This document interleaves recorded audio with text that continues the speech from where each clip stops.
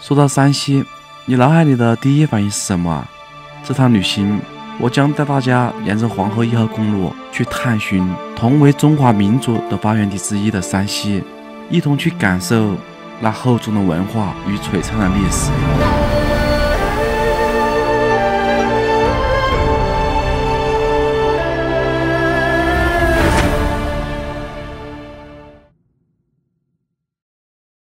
如果你和我一样啊，没有来过山西，那么自驾出行绝对是你最好的选择方式啊。我们这次是行驶在黄河1号公路，全程大概1000多公里吧。沿当前道路继续行驶。这次自驾山西，原本计划全程自驾黄河1号公路，临时计划有变，最终只有3天时间，去到7个景点。从山西运城出发，第一站目的地永乐宫。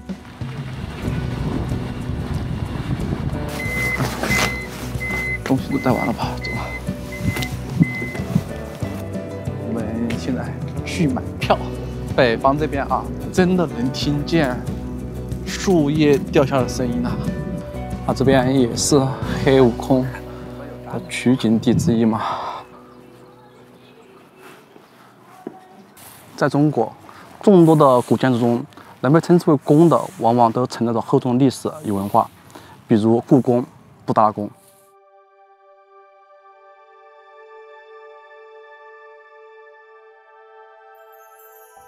永乐宫的前身名为大纯阳万寿宫，作为目前唯一保存完好的元代官式建筑群，比故宫还要早200多年。永乐宫是完全按照中国本土宗教道教的教义进行萌化和建设的。如今我们眼前所看到的整个永乐宫，是新中国后从永乐镇搬迁到此。永乐宫的壁画堪称是道教宣传画的天花板了，据说壁画绘制时间比欧洲文艺复兴还要早。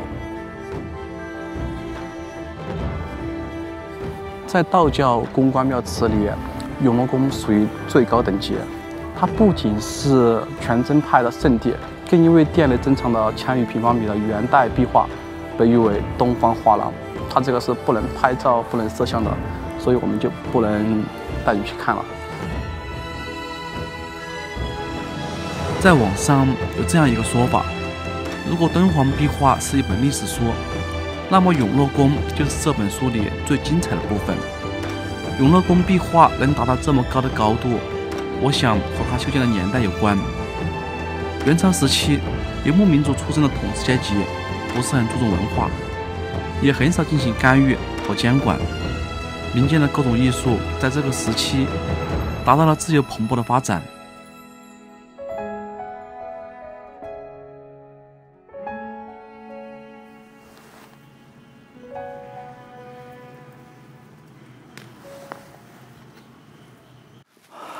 好吧，我已经把所有的壁画都看完了，怎么说呢？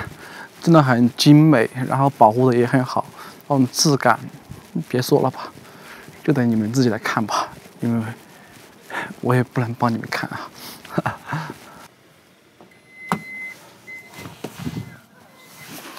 我们现在前往普救寺，普救寺离这里还有70多公里，70多公里，我们居然要跑1个半小时。即将左转。其实这个时间就有点急了，我们想太阳下山的时候温度要高一点，有点热了，穿多了。鹰鹰塔看到了吗？这不就到了吗？这是关门了吗？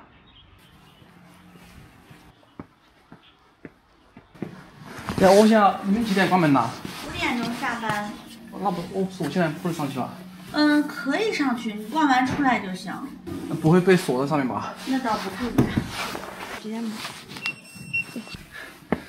它这个台阶是真的有点陡啊！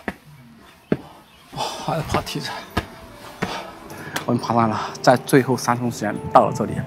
然后天下寺庙不弹琴，唯有山西普救寺，就是这个普救寺。《西厢记》张生和崔莺莺的故事，实在是影响太大了。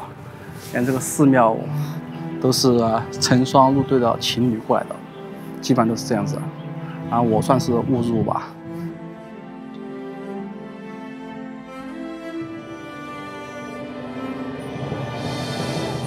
因爱情而出名的寺庙，除了普救寺，可能只有镇江金山寺了。只不过金山寺是拆散爱情，两者却承载着截然不同的爱情宿命。矗立在我眼前的正是普救寺标志性地标鸳鸯塔，它的正式名称叫舍利塔。不过这里我比较遗憾的是，由于我这次整个行程比较匆忙，《西厢记》里所描绘的场景我很多都没看到，天就黑了。还有没有人呐？我去，我被锁住了。现在去后边吧，后边看看，看看能不能出去。这么大个寺庙，不可能没有人呐！现在5点半了，这里有个出口，我看一下。哎，你好，这怎么出去啊？哦，下面门锁了。哇！我现在走路去停车场，绕了一圈，从他们后山出来的哦。好，我绕到正门来了。愿有情人终成眷属。哎呦喂，上车！我们现在去酒店，3.3公里就到了。现在已经6点了，天已经全注黑了。意经过上陡坡路段。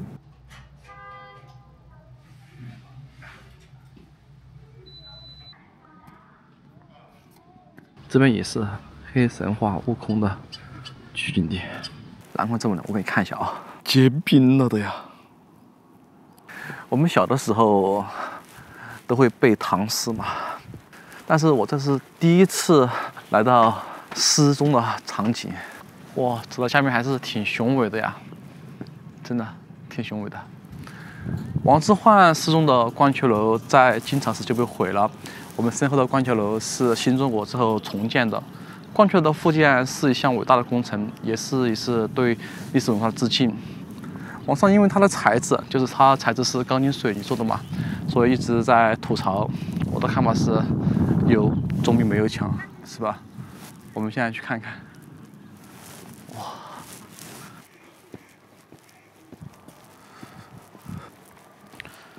我们现在是可以是电梯上的哦。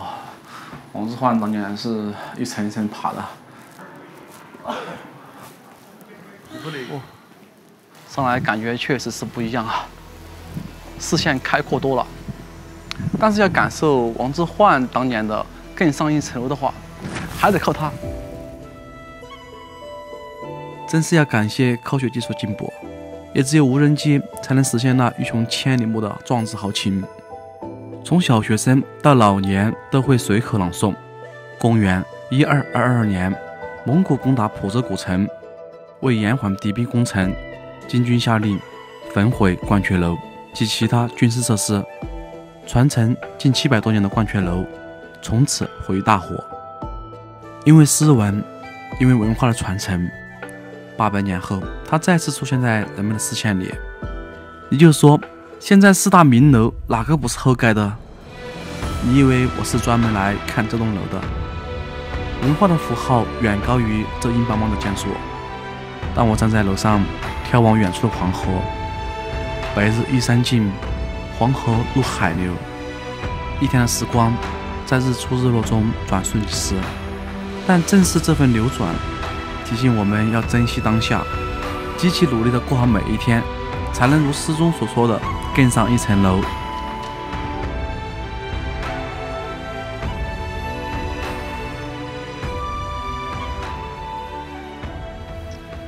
好，这边拍完了，我就马上走了。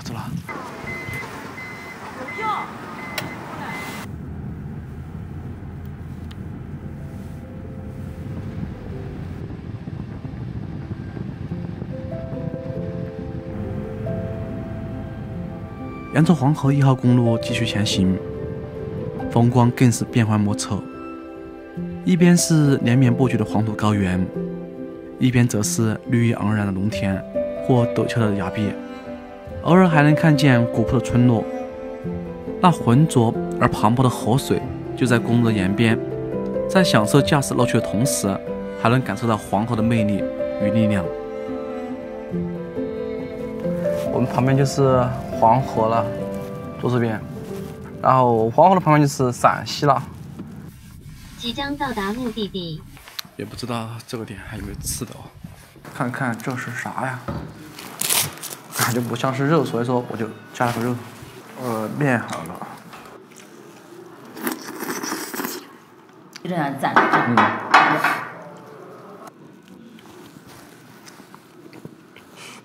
这种吃着我吃不惯呢。凉拌一下。哦，这样子吃不习惯。行。好，谢谢。还缺啥吗？没需要，不需要，不需要。好，谢谢。到了。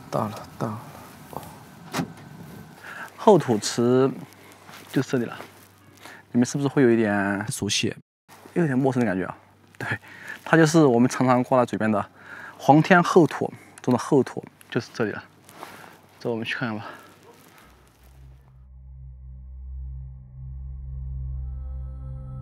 后土池，大多数人对它都不太熟悉，当然也包括我。这里是轩辕皇帝扫土祭坛首祭，也是后世历代皇帝祭祀后土女娲石的地方。在汉武帝时期被钦定为国家祠庙，它更是6次亲临此地，是我国最大的、最古老的后土池。听了这些，你就说厉不厉害？刚进门，3门后面就是一个过亭台，每逢庙会，台上唱戏，台下过人，真实演绎人生如戏，戏如人生。左右两侧配有钟鼓楼，不过后土池属于道家，这里却跟佛家寺庙一样，左右钟鼓楼的配置。有知道原因的小伙伴吗？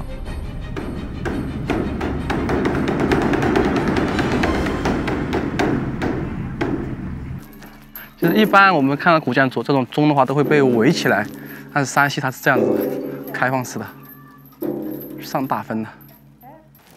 我们也去敲一下。9、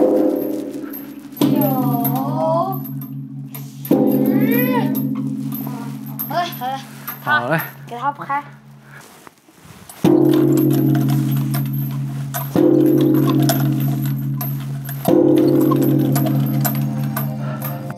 眼前2根石头柱子是2根旗杆，也叫阴阳旗杆。咸丰年间沉没于黄河，打了上岸后只剩下1节，就一直放在这里。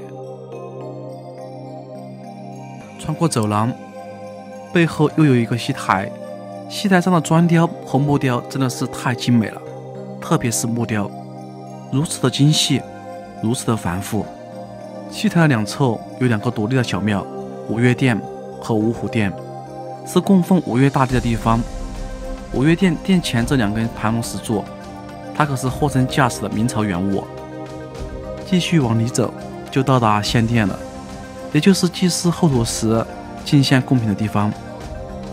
最里面供奉着后土圣母，也被称为大地之母。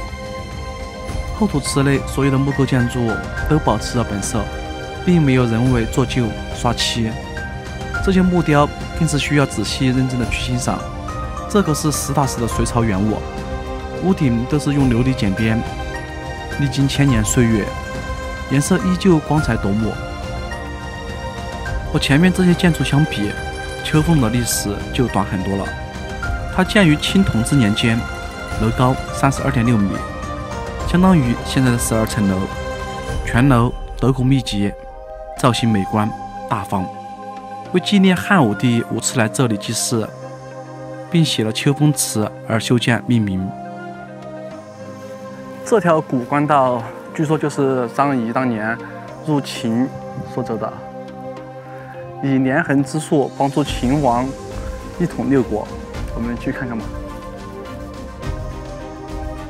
秋风楼下，这条古官道贯通东西，我一个人背着背包，踏着古老的石板路，穿越幽暗的门洞。1000年前的张仪是怀着怎样的信心与决心，通过这条道路走向秦国，为自己的一生画上了一个圆满的句号。远处夕阳轻轻洒在黄河上，波光粼粼。在这里的每一块石头，每一缕风，都承载着厚重历史与不屈的精神，激励着我们每一位后来者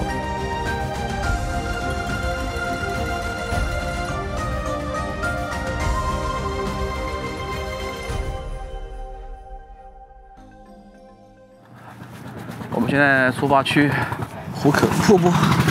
虽然说现在是冬季，它的水量就肯定没有夏季那么的多嘛，但是也是好期待的哦。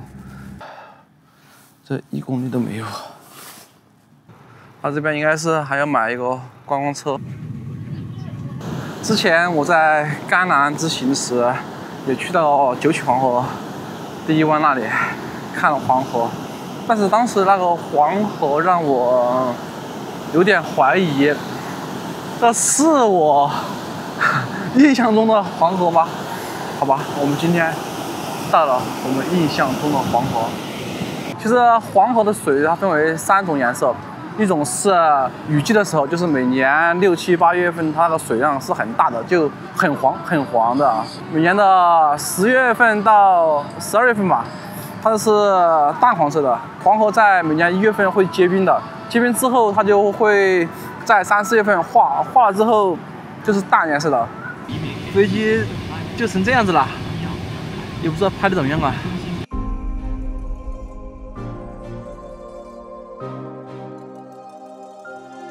壶口瀑布是世界上少见的黄色瀑布，黄河奔流到此处突然收窄，并从30米高的悬崖上跌落，尽显黄河之水天上来，奔流到海不复回的磅礴气势。壶口瀑布分为陕西和山西2个景区，分别售票。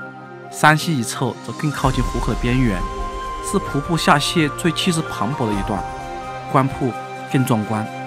冬季的壶口瀑布水势没法和春秋比，不再奔腾喧嚣，十里龙槽看上去比丰水期更深更清澈。上升的水汽随风飘荡，升起降落，因气温降低，激起的水雾不断凝结形成晶莹剔透、形状各异的冰挂，既壮观又美丽。当太阳出来，还能看见彩虹。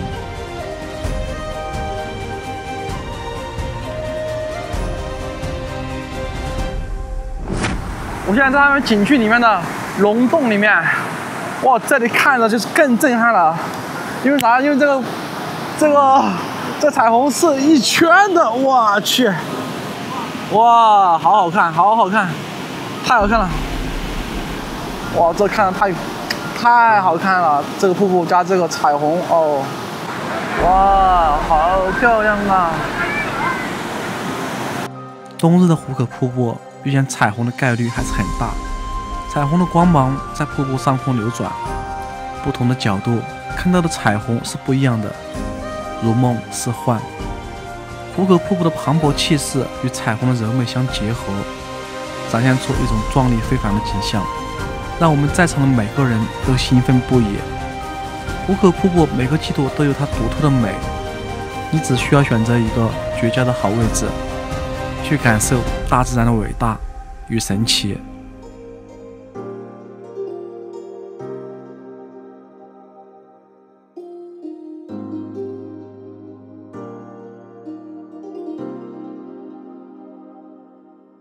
我现在出发去乾坤湾。其实壶口瀑布还是很值得一看的哦，真的。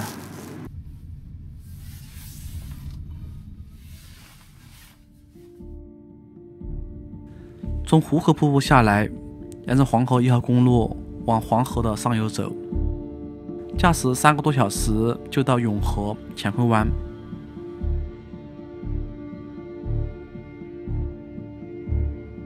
好的，到了，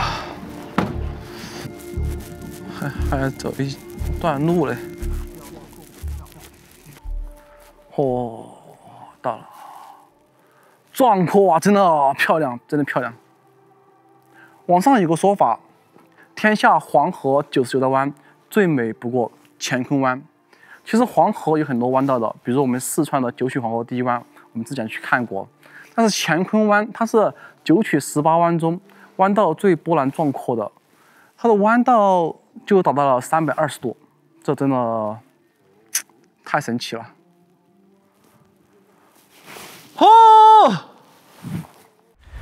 当我站在观景台向下看，依然被眼前的景象给震撼。乾坤湾以其独特的黄河自然景观和深厚的人文历史，吸引了无数游客前来探秘。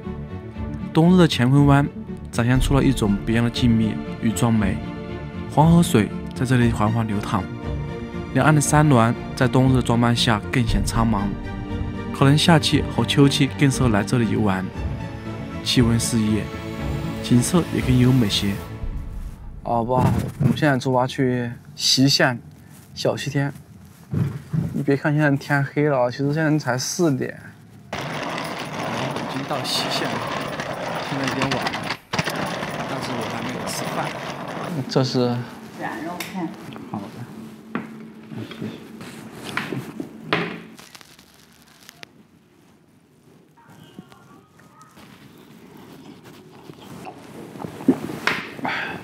要不多少钱？ 50，好啦。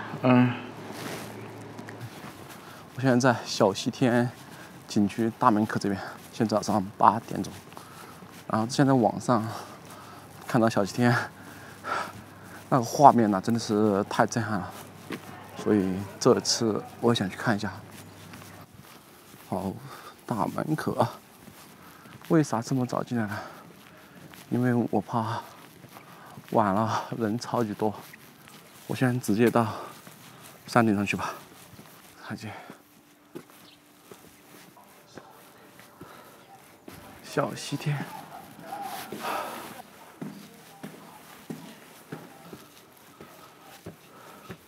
现在太暗了。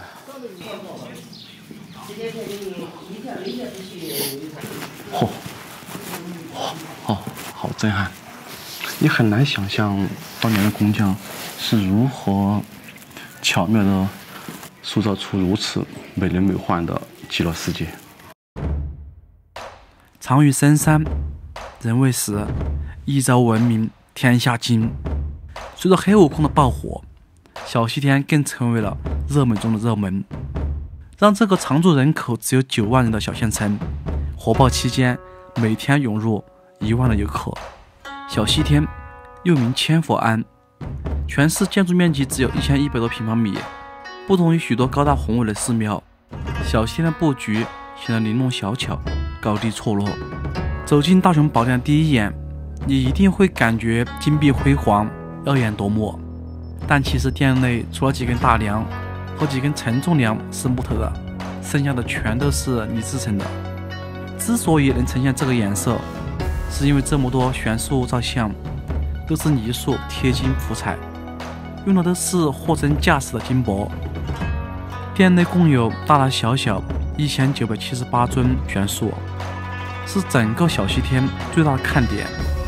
这些悬塑堆叠在不到170平的佛国天宫，俨然一副气象万千的佛国仙境。殿内梁架上的彩绘更是弥足珍贵，是明清建筑彩画中的最高等级，所以到了殿内一定要抬头看，仔细看。很难想象营建小西天的工匠们是在什么样的情景下，把心中绚丽多彩的理想世界带到了人间。小西天里所呈现的内容实在太多，需要对这方面有一定了解和时间去慢慢欣赏。作为纯看客的我，除了震惊到合不拢嘴之外，就是感叹太厉害了。我们可以永远相信老祖宗的审美，它跨越时空和岁月，依然直击我们每个人内心最深处的角落。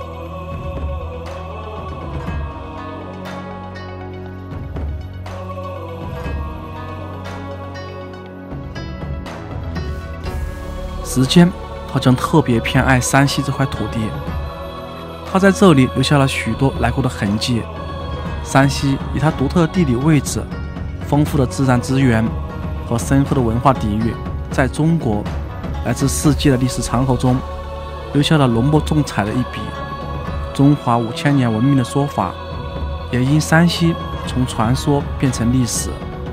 在漫长的时间长河中，山西是幸运的，也让我们有幸看到如此丰富多彩的历史和文化。在这片土地上，每一次呼吸都是对文化的致敬，每一次回望都是对历史的缅怀。带着这份对山西的深刻理解，让我们继续前行。就像“进”这个字，它代表着进取和朝气，这也是古人对这块土地给予的厚种希望。